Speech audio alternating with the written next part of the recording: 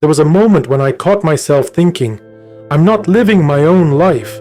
Everything seemed fine, job, goals, progress, but inside, it felt empty, like I was walking a path someone else laid out for me, and I was just following it, out of habit, not out of choice. Have you ever felt like that? You overreact, or freeze up, or shut down completely, and you have no idea why. You try to explain it logically. Stress, timing, not in the mood, but deep down, something doesn't add up. That's when it usually turns out. It wasn't you, it was your past, still there, still shaping how you move through today. I was planning to wrap up the previous episodes with some conclusions today, but before that, we need to talk about one thing we skipped, and without it, nothing else makes sense. It's how the past keeps showing up in the present. Sometimes you look at your life and think, why is this happening again? Same story, different people. You change jobs, move cities, meet new people, but the pattern repeats itself. Same emotions, same ending.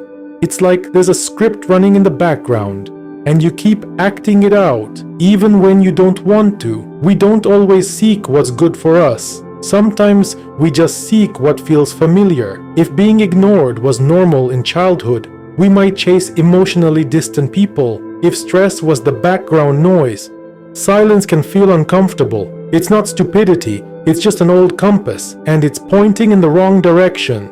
Sometimes we think we've chosen our path freely, but if you dig deeper, the choice came from pain. Someone becomes a therapist because they once felt helpless. Someone chases success because they never felt enough. Someone keeps proving themselves even when there's no one left to prove anything to. Pain can be a powerful motivator, but once that pain fades, the purpose behind it might fade too. And if you don't notice, you can reach the top and feel nothing, because you climbed a mountain you never really wanted. And then there's the kind of past we think is long gone. Old wounds, old people, old drama, buried and forgotten, but it shows up anyway. Not in memories, but in reactions, in dreams, in tension, in unexpected anxiety. It's like there's a scene that was never finished, a conversation that was never had, an ending we waited for and never got. Sometimes what's needed isn't closure from others. It's giving ourselves permission to stop waiting, to stop hoping for the perfect final chapter, and to close the book ourselves. One time, I was offered a project I used to dream about, the kind of opportunity I used to think I wasn't good enough for.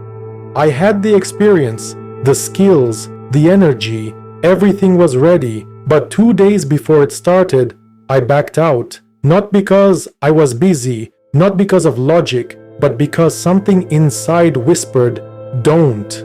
You'll mess it up. This isn't for you." Later, I realized that voice wasn't mine. It was old fear talking. It was someone else's belief that I had carried for years. And sometimes the past shows up in silence. You want change, you plan for it, you're excited, and then nothing. You stall, procrastinate. Suddenly, it all feels like too much. This is what people call self-sabotage, but more often, it's protection. It's your brain saying, last time you tried, you got hurt. Better not do this again. And so we don't.